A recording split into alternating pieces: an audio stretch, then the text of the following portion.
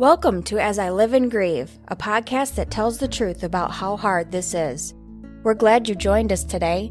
We know how hard it is to lose someone you love and how well-intentioned friends and family try so hard to comfort us. We created this podcast to provide you with comfort, knowledge, and support. We are grief advocates, not professionals, not licensed therapists. We are you. Hi, everyone, and welcome back again to As I Live and Grieve. I love it when our guests return, and today we have a guest who's been here before several times, in fact. She's always talked to us about healing crystals and their power and how they might help us and help alleviate some of the symptoms we feel in grief. Today, though, she's going to treat us to something special. She's going to treat us to her very own personal story. Before we start out with that, Elyse, would you just update our listeners with a little bit of our background? Here is Elyse Falzone. Thank you so much, Kathy. It's always such a pleasure to be on the show and such a pleasure to have a conversation with you. What do I want to kind of update listeners? I don't know. I grew up knowing that I had a sixth sense, that kind of seeing beyond the veil, and throughout my whole entire life has been this dance of understanding and uncovering what is this thing called intuition and what is this thing called healing. I've had a lot of physical ailments and a lot of kind of strange and oddball physical things that have occurred in my life that have really led and guided me to my own personal healing and really seeking out some alternative healing methods. And through the process of that unfoldment with myself, now I serve and really give back to people and allow them a safe space to open up to their intuition. As Kathy said, talking about crystals is one of the modalities that you can use to heal yourself. Leading retreats, teaching on intuition, and having a really good time doing that. That's super, and I'm just so excited you've come back again, and even more excited to hear your story. Now, I just want to update you, Elyse, Yes. and everyone. Crystals is something I became fascinated with when Elyse started talking to us. So here is one of my pride and joys. It's a raw ruby. Ruby's also my birthstone. Oh, cool. And I acquired this one. It's just a small piece. Listeners can't see it, but it's just a small piece that I hold between my index finger and my thumb whenever I just kind of need a lift. And I have to tell you, I think this stone is magical. I really do. It just makes me happy. Now, on my bookshelves, I have a variety of crystals, but for some reason, this raw ruby is very special to me. So thank you, Elyse, for opening my eyes, my mind, and my heart to that possibility. You're so welcome. Now, so cool. I love hearing the stories. It's just so neat. Yeah. They never end, and I continually get surprised. I'm like, I shouldn't be surprised anymore, but I still am. Right. I also have a chunk of sodalite sitting here on my desk that's supposed to help me with writing, but it's not really kicking in yet. So I think maybe I need to set it on a piece of selenite or something. I don't know. But anyway, we'll figure it out. All right. So on to you. Elyse, your personal story. Does it start in childhood? Where does your story start that you want to share with us? Yeah. So, I think the piece of the story that I briefly mentioned is that I've had a lot of physical things occur in my life. I had metal toxicity from my braces when I was a teenager. The metal seeped into my bloodstream. I got really, really, really ill. It wasn't until, out of desperation, my parents took me to a holistic practitioner that within the first 15 minutes, she was like, "Oh, your daughter's metal toxic. We need to help her detox." And oh my, it was sort of crazy. So we took the braces off my teeth, and I learned how to detox my body. I learned about color therapy. I did a candida cleanse. There were all kinds of things that really kind of sparked this journey of healing for me at that point in time. Then, there were a myriad of things, but my kind of big wake up call to spirituality was in 2010. I had melanoma skin cancer, and it really was my opportunity to surrender to something greater and to surrender to, really just surrender to what I always had known to be true for me in my life. Right. But really where I kind of want to journey today with this kind of grief story is, it's related to pregnancy loss and, something that occurred earlier in this year. Where are we in 2022? So it was in February of 2022. I definitely want to share, this is very sensitive. So if anyone has lost a baby or has had any sort of, yeah, okay, Kathy's raising her hand. Honestly, it's many of us, and unfortunately, it's not talked about a lot. No. We actually had our first miscarriage in 2015 with what would have been a first child, Right. and had a lot of process around that. Very grateful 2 kiddos came along, which was beautiful. But the story today that I really want to share, and that I'm honestly still grappling with, especially having that first miscarriage, it's like the feelings have circled back. But I found out I was pregnant in October of 2021. We were very excited. We had just taken a trip with the family to Costa Rica for 3 months. It was like this, it was very conscious. We were excited about this new life force energy coming in, and the pregnancy got a little weird. There was some blood that started happening, and so we were trying to figure out what was going on. Long story short, the scans basically showed, or how the scans read to us from the radiologist, was that it was a chemical pregnancy, which essentially means that the fetus doesn't start growing, that it's like a sac without a fetus. I wasn't really sure, but that's what they said. So expect to have a miscarriage. And so there had been some back and forth things, like my body was bleeding, then it wasn't, then it was, then it wasn't. And so it was not, nobody really understood what was happening.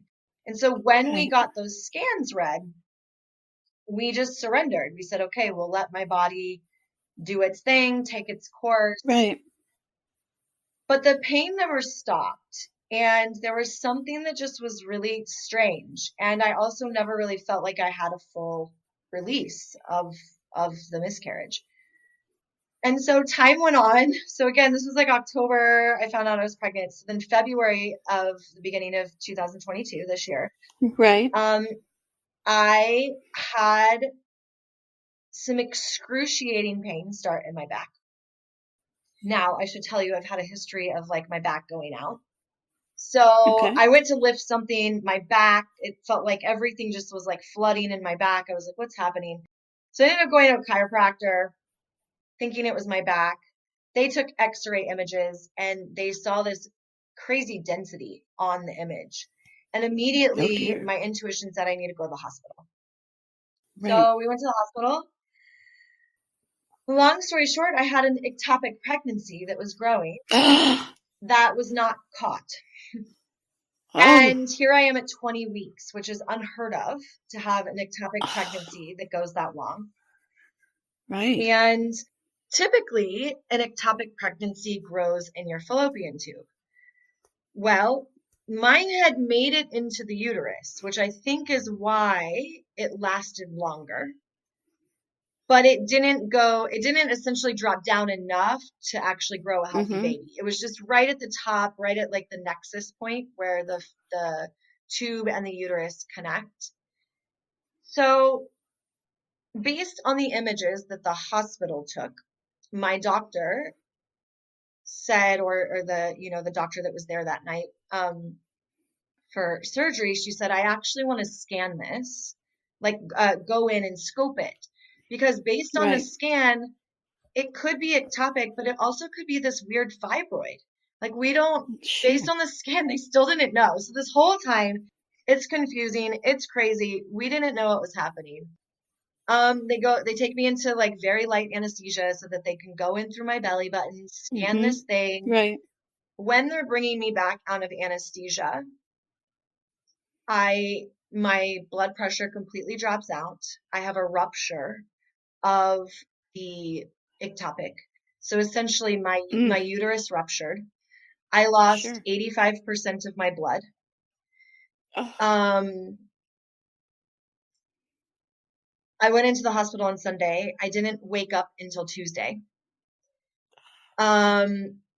It was a lot to process when I woke up. Not only had, yeah. we've been going through what we considered or thought was a miscarriage. So we had the loss of the Sure. baby, but then I also had the loss of part of my uterus, the Right. loss of my left fallopian tube, and the loss of a whole lot of blood. And a Oh, very, very, very massive blood transfusion that thankfully took. So to say I was processing a lot was kind of an understatement,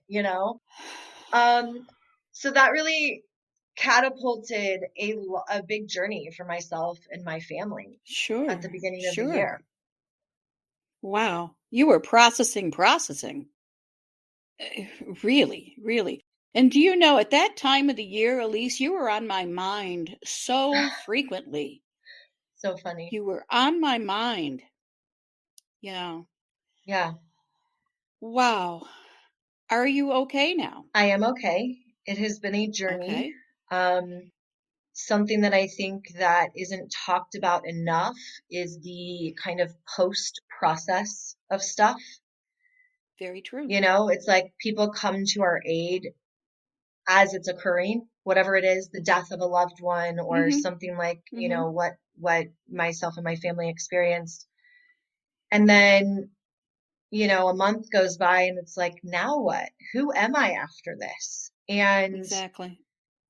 I'm always grateful that I have the spiritual tools, but sometimes when we're in those places of such deep questioning, it doesn't matter how many tools or how many Bibles you have around or how many, whatever it is that Mm-hmm. that helps you, it Yep. doesn't always matter. You're in a space It's where it's very like, true. wow, okay, why did I survive? Right. Um, Right. what did this teach me? I'm always looking for the lesson in things. Yep. And it took a while, and there was a lot of aftermath. The vein that they put the blood in, like, did some crazy things. And because I Mm-hmm. lost so much blood in my body, Well, my sure. teeth started chipping because Mm. the nutrition from my teeth, my Yeah. bones left. And so this year has been a year of rebuilding. It's been a year of redefining who I am, how I operate Mm-hmm. in the world. Um, I think this notion of, this is for me personally, obviously this may not be truth for everybody, but one of the lessons that I learned in this is like, it actually really isn't about like working so hard that you're missing out on life. And I've always been someone who's like rainbows and butterflies. I really like Right. Right. celebrating life. And yet I think that it really just showed me where I was still in too much control in my life, and where I can soften more and where I can give myself more space to really enjoy life. And so, my family and I took a lot of steps to create that. And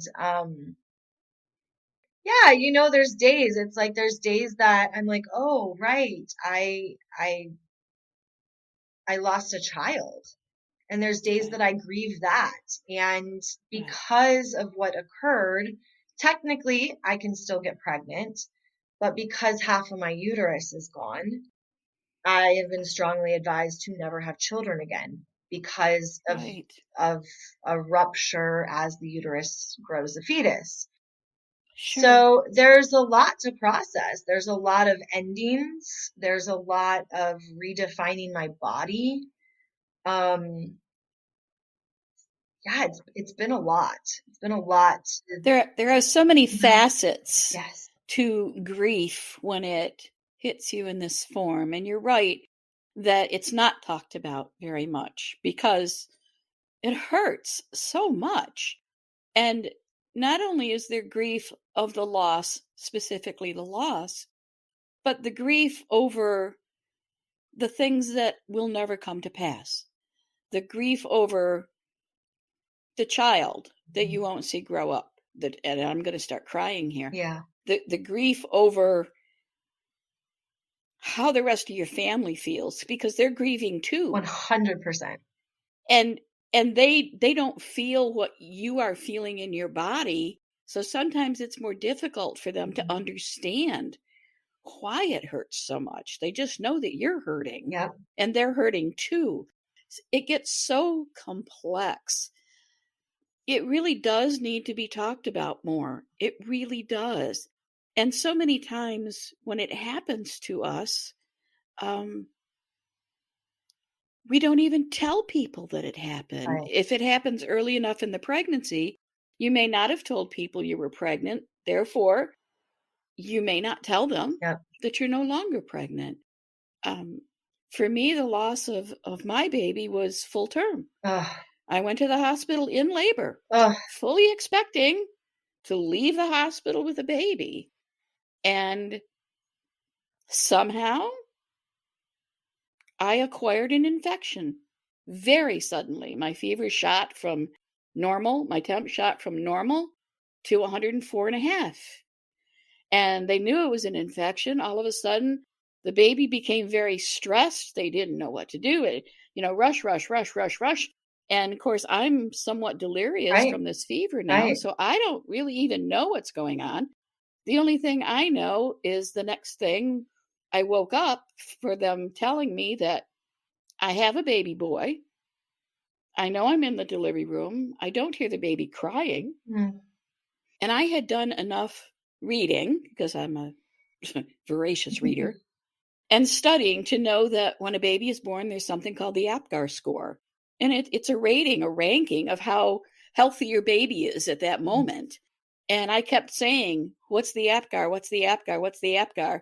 And would receive, the pat on the end. Don't worry about that now. Don't worry about that now. The nurses are working with your baby.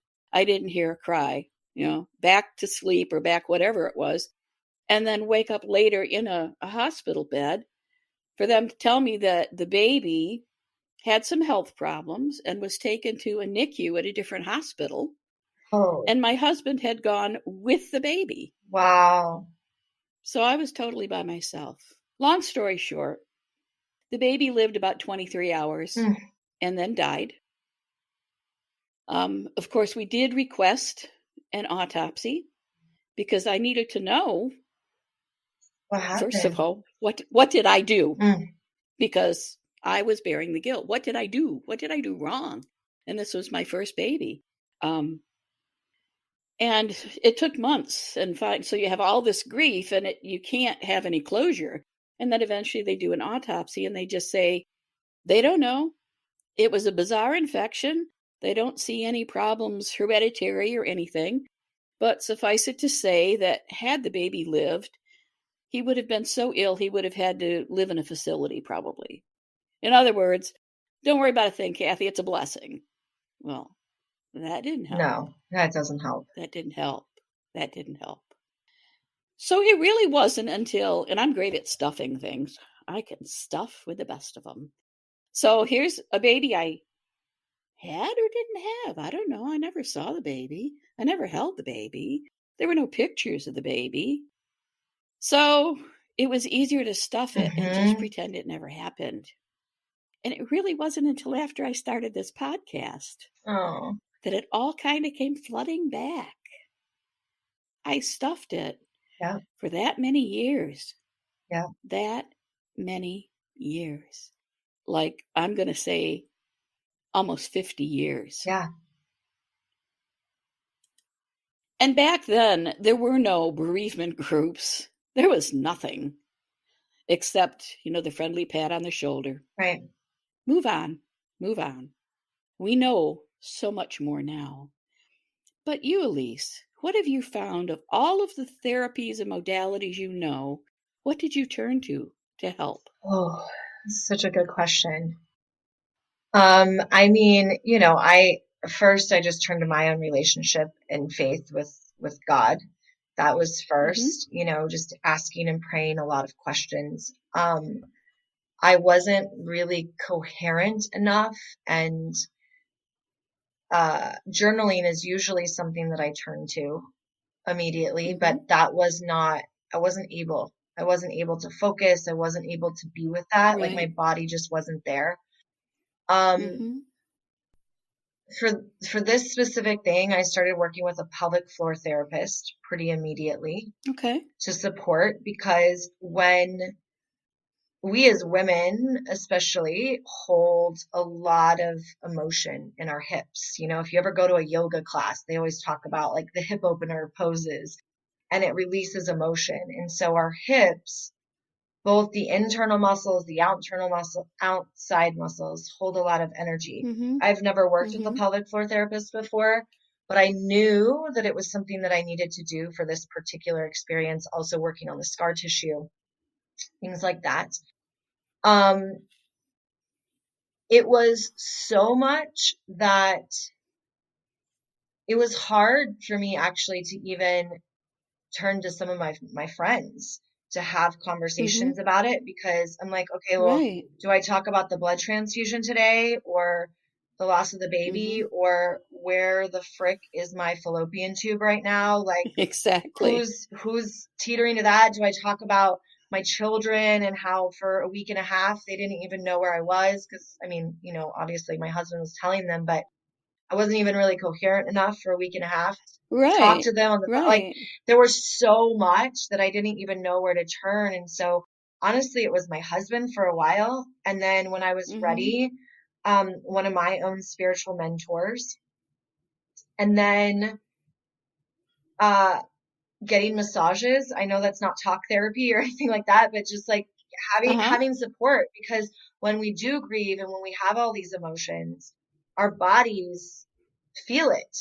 It becomes Sure. this density in our bodies. And so for me, I knew that working with my body was going to support me with working with my emotions. I still would like to talk to a traditional talk therapist. I just haven't felt the one that has felt safe enough for me yet, and the one Yeah. that feels right. Yeah. I would love to do that, because I would love to just get out, all the anger and all the Sure. questions and all the things that I don't need to share with my family or with my Right. friends. They don't need to hear it. Exactly. Um, Exactly. Crystals certainly were like a part of it with my body, and nutrition for me, and what I went through with the blood transfusion. Nutrition was one of the first things that I turned to, making sure that I was Right. rebuilding my blood, Sure. rebuilding that stuff. So that was like a lot of answers there, but I didn't know, No, that's it was okay kind though. of like a day by day basis. Yeah. I canceled a Yeah. lot of my work. I pushed a lot of my clients out. I gave myself grace and space. Yeah. Yes, you've said a lot of different things and a lot of different treatments and a lot of options.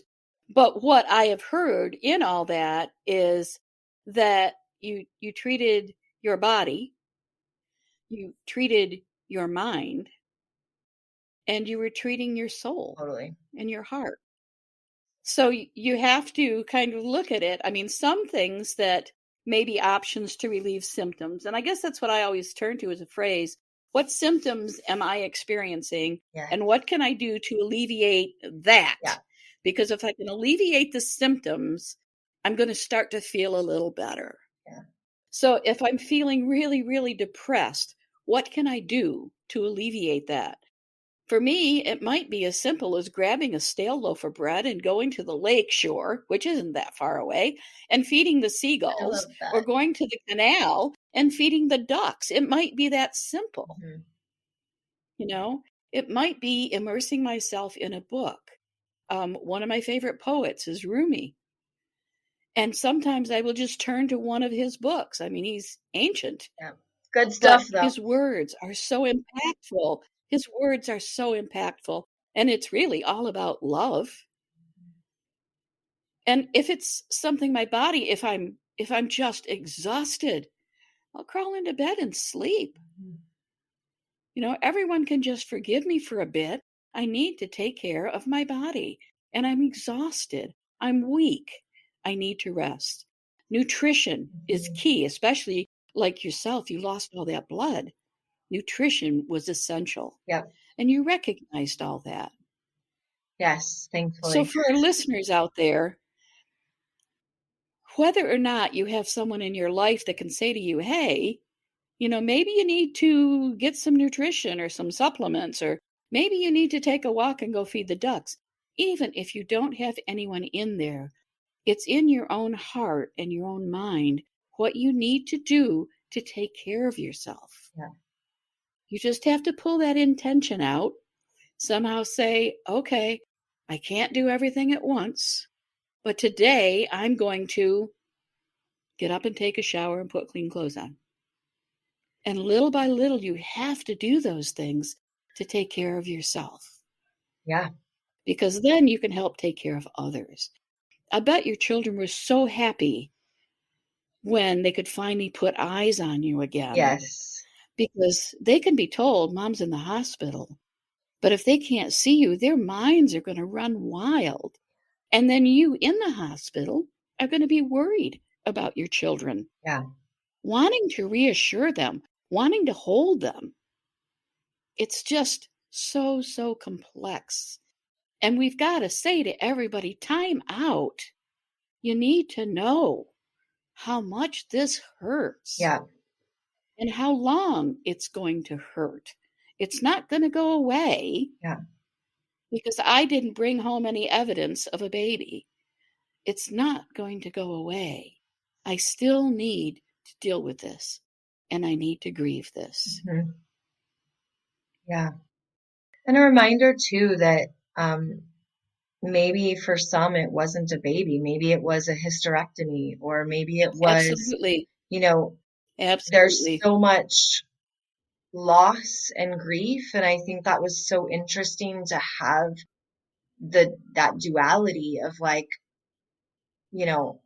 having had a miscarriage before and then experiencing, I don't even know what to call it, ectopic miscarriage, whatever I experienced, another baby loss, but then to lose body parts. And some people, Right. veterans lose arms and legs in war. I mean, those are pieces of us too. And there's so many different levels of grief. And I'm sure there's so many different types of people who listen to this that have grieved so many different types of grief. Right. That it all matters and it's all important, and there's not one that's greater than the other, and there's also not a certain way to grieve.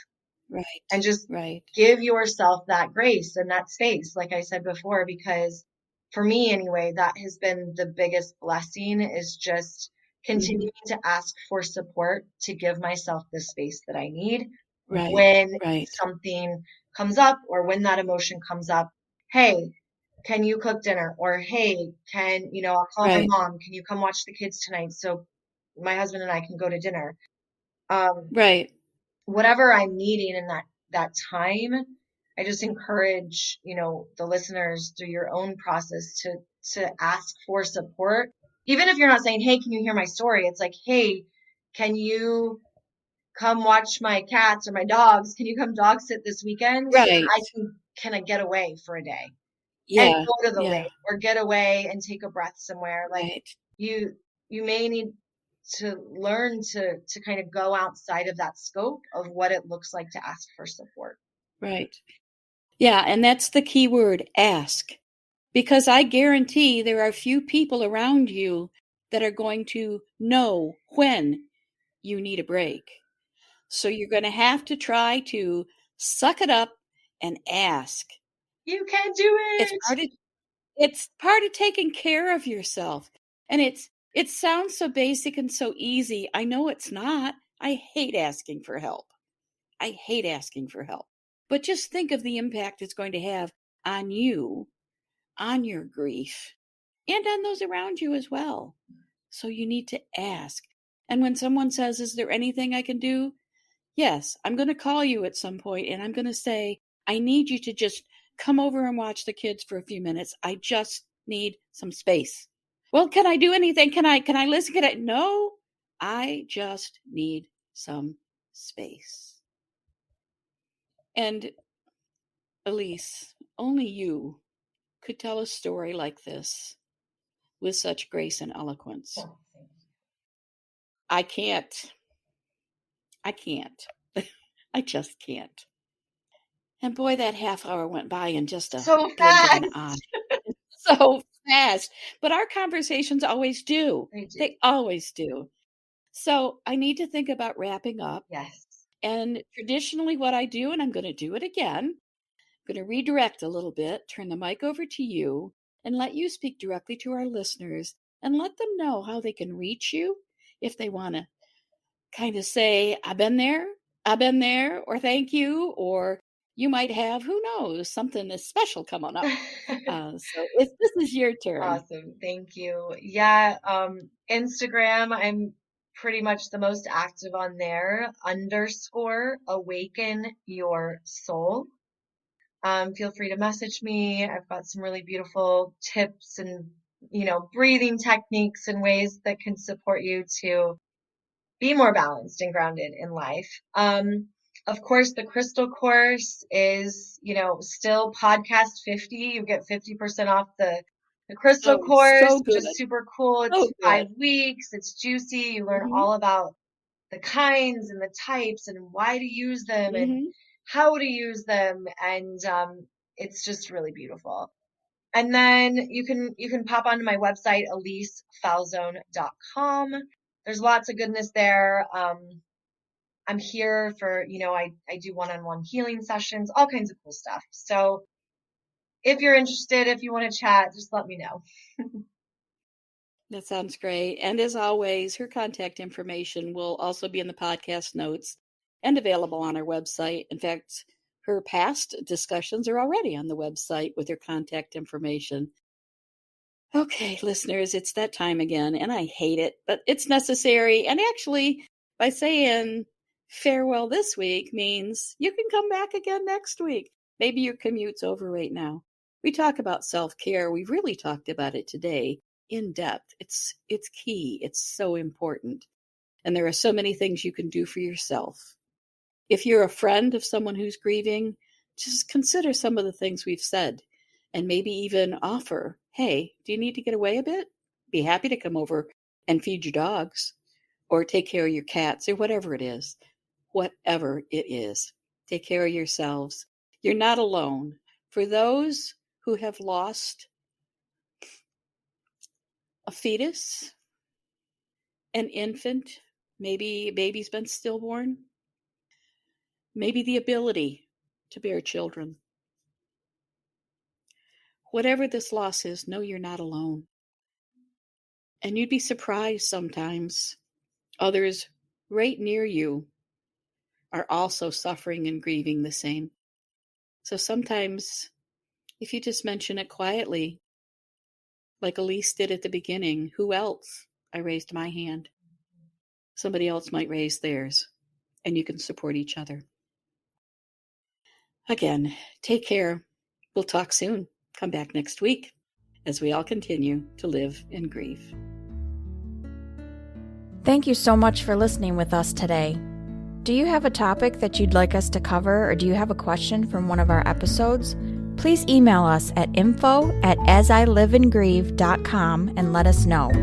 We hope you will find a moment to leave a review, send an email, and share with others. Join us next time as we continue to live and grieve together.